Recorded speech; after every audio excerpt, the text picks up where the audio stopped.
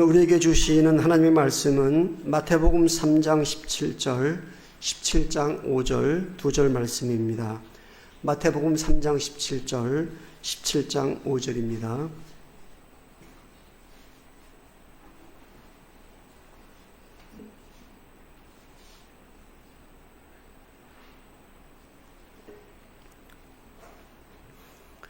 제가 봉독해 드립니다. 3장 17절입니다.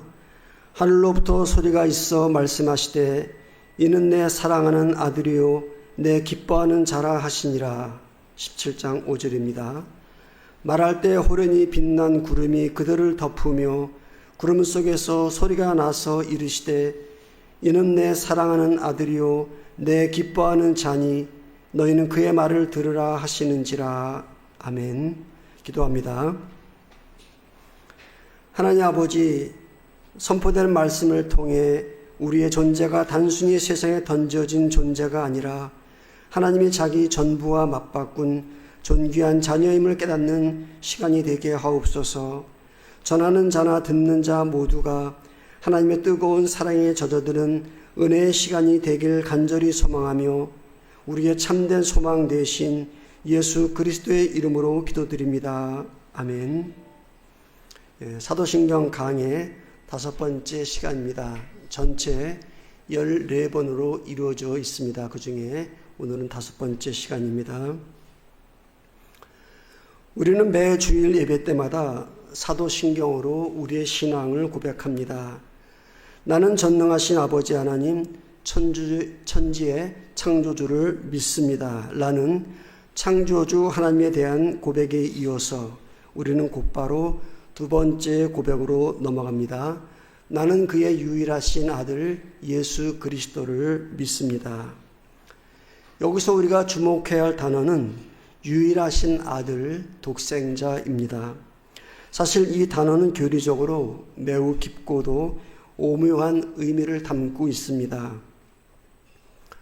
우리가 자칫 오해하면은 하나님이 예수를 낳으셨는가 혹은 하나님이 먼저 계시고 나중에 예수님을 만드셨는가 라고 생각하기 쉽습니다. 그러나 성경은 분명히 말씀합니다.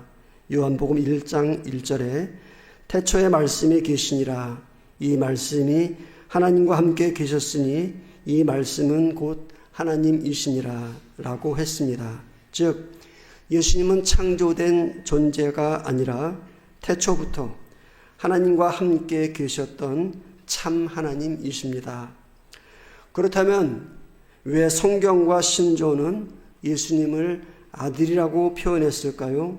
그것은 단순히 서열이나 발생 순서를 말하는 것이 아닙니다. 이는 성부 하나님과 성자 예수님 사이에 본질적인 동일함과 끊어질 수 없는 사랑의 관계를 우리 인간의 언어로 표현한 것입니다. 아들이 아버지의 성품과 유전자를 그대로 이어받듯이 예수님은 하나님의 본성과 속성을 그대로 가지고 계신 분이라는 선포입니다. 우리는 이 유일하신 아들이라는 짧은 고백 속에 담긴 하나님의 절절한 사랑의 깊이를 함께 묵상해 보고자 합니다. 성경의 배경이 되는 이스라엘은 우리 한국 정서와 닮은 점이 참 많습니다. 가부장적인 사회 구조와 아들에 대한 특별한 애착이 그렇습니다. 특히 유일하신 아들이라 함은 부모에게 있어 금쪽보다 귀하고 목숨보다 소중한 존재를 의미합니다. 유대인들에게 이 아들이라는 표현은 철학적인 존재론보다 관계와 권위의 측면에서 더 강력하게 다가왔습니다. 제가 좀 어려운 말을 사용했는데요. 여기에 보면은 철학적인 존재론과 그리고 관계와 권위라는 두 가지 말인데요. 여기에 대해서 좀 설명을 드립니다. 우리가 흔히 그 아들 참 아버지를 쏙 빼 닮았네 라고 말할 때 무엇을 보시나요? 보통 눈매가 닮았거나 걸음걸이가 비슷하거나 성격이 판박이일 때 그런 말을 합니다. 이것은 헬라적인, 즉 철학적인 시각입니다. 그 사람이 어떤 특성을 가졌는가라는 존재의 모양에 집중하는 것이지요. 하지만 성경의 배경이 되는 유대인들의 생각은 전혀 달랐습니다. 그들에게 아들은 닮은 꼴을 넘어선 권위의 상속자이자 관계의 대리인이었습니다. 첫 번째, 아들은 곧 아버지의 얼굴입니다. 옛날 유대 사회에서 아버지가 먼 나라로 장사를 가면서 아들을 대신 보냈다고 가정해 봅시다. 아들이 아버지의 인감도장을 들고 가서 계약서에 도장을 찍으면 사람들은 이건 어린 아들이 찍은 거니까 무효야 라고 하지 않았습니다. 아버지가 찍은 것과 똑같은 무게로 받아들였습니다.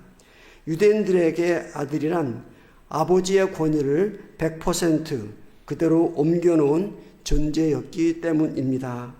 그래서 예수님이 나는 하나님의 아들이다 라고 하셨을 때 유대인들이 돌을 들고 화를 낸 이유도 내가 감히 하나님과 똑같은 권위를 가졌단 말이냐 라고 알아들었기 때문입니다.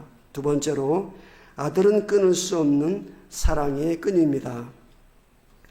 또한 유대인들에게 아들은 단순한 자녀가 아니라 아버지의 생명줄이었습니다. 아버지는 아들을 위해 자신의 모든 재산과 이름을 겁니다. 반대로 아들은 아버지를 위해 자기 목숨을 다해 순종합니다.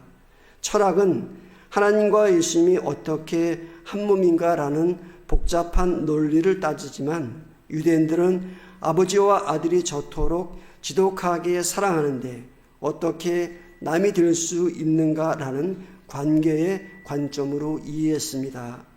사랑으로 꽉 묶여서 도저히 틈이 보이지 않는 상태, 그것이 바로 유일하신 아들이라는 말의 진짜 의미입니다. 세 번째로 우리에게 주는 위로는 아들의 권세가 곧 우리의 권세입니다. 이것이 오늘 우리에게 왜 중요할까요? 우리가 믿는 예수님이 하나님의 유일하신 아들이라는 말은 곧 예수님이 하늘과 땅의 모든 권세를 다 가지고 계신 분이라는 뜻이기 때문입니다. 그 아들이신 예수님이 지금 누구 편입니까? 바로 우리 편입니다.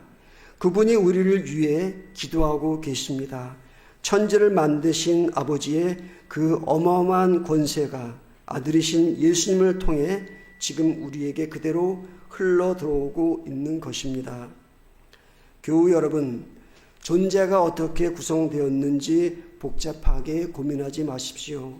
유대인들처럼 단순하게 믿으시기 바랍니다. 예수님은 하나님의 대리인이자 상속자이시다. 그러므로 예수님을 붙잡는 것은 곧 하나님의 손을 잡는 것이다. 이 권위와 사랑의 관계를 믿고 당당하게 세상으로 나가시기를 바랍니다. 예수님이 하나님의 유일하신 아들이라는 고백도 바로 이와 같습니다. 하나님이 가지신 천지 창조와 권능, 만물을 다스리시는 통치권, 그리고 마땅히 받으셔야 할 모든 찬양과 영광이 그대로 예수 그리스도께 있다는 표현입니다. 마태복음 3장과 17장에서 하늘이 열리며 들렸던 소리, 이는 내 사랑하는 아들이요 내 기뻐하는 자라 라는 음성은 성부와 성자가 얼마나 극진한 사랑의 관계 안에 묶여 있는지를 보여주는 확증입니다. 이 두 분은 태초부터 완전한 사랑으로 하나 되게 계셨으며 그 사랑 안에는 어떠한 부족함이나 결핍도 없었습니다. 완전한 사랑 안에 거하시던 삼위일체 하나님께서 굳이 하지 않아도 될 일을 시작하셨습니다. 그것은 바로 죄로 인해 타락한 인간을 구원하시는 일이었습니다.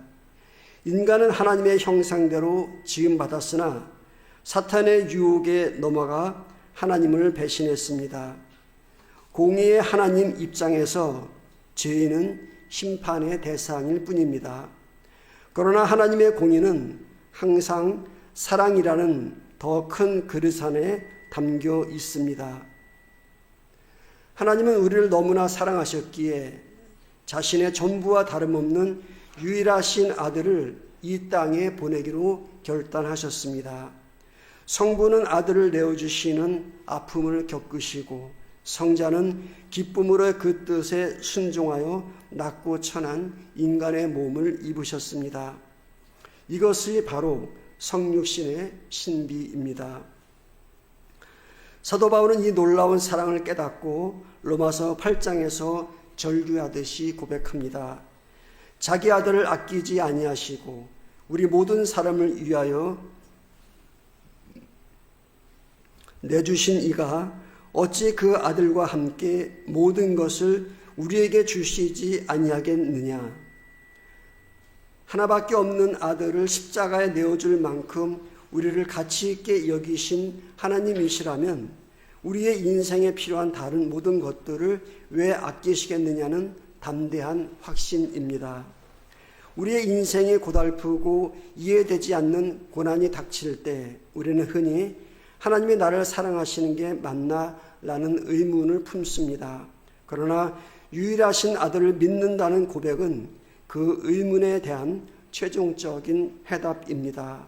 십자가는 하나님이 우리를 얼마나 사랑하시는지 보여주는 움직일 수 없는 증거입니다. 그 아들을 내어주신 사랑 안에서 우리의 모든 몽해와 의문은 풀려나게 됩니다. 누가 우리를 정죄하겠습니까? 누가 우리를 그리스도의 사랑에서 끊겠습니까? 환난이나 곤고나 박해나 기근도 결코 우리를 하나님의 사랑에서 끊어낼 수 없습니다. 사랑하는 교우 여러분, 우리가 매번 고백하는 사도신경은 단순한 주문이나 구구단이 아닙니다.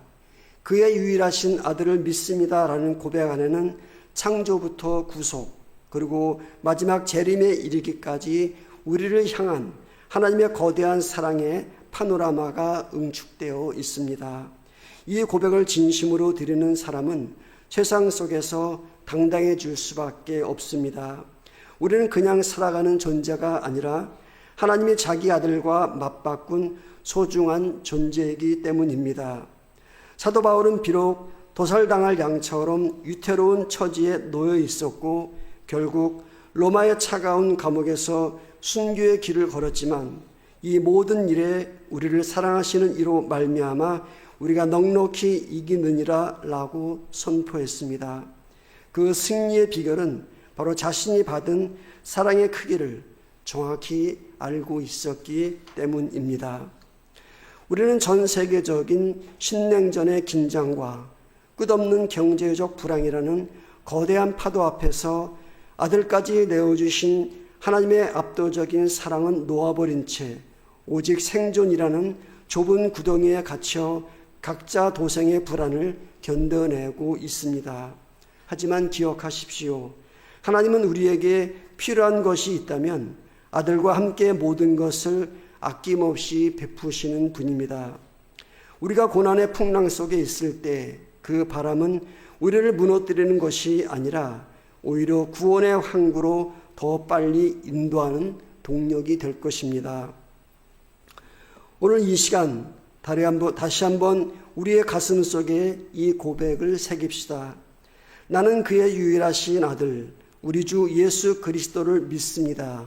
이 짧은 문장에 담긴 하나님의 뜨거운 눈빛과 무한한 사랑을 신뢰하며 세상 한복판으로 왕의 자녀답게 그리스도의 군사답게 당당히 걸어 나가십시오. 그 어떤 것도 우리를 그리스도 예수 안에 있는 하나님의 사랑에서 끊을 수 없습니다. 주님께서는 이 확신이 여러분의 남은 한 주간을 승리로 이끄시기를 간절히 원하시며 우리에게 이 말씀을 주셨습니다. 기도합니다. 하나님 아버지, 측량할 수 없는 그 크신 사랑을 다 깨닫지 못한 채 세상 염려에 휘둘려 살아온 우리를 불쌍히 여겨 주옵소서. 유일하신 아들을 아낌없이 내어주신 그 확증된 사랑을 붙잡고 어떤 환난 중에도 흔들리지 않는 믿음의 백성 되게 하옵소서. 우리를 사랑하시는 이로 말미암아 오늘도 넉넉히 이기며 나아가게 하옵소서. 예수 그리스도의 이름으로 기도드립니다. 아멘.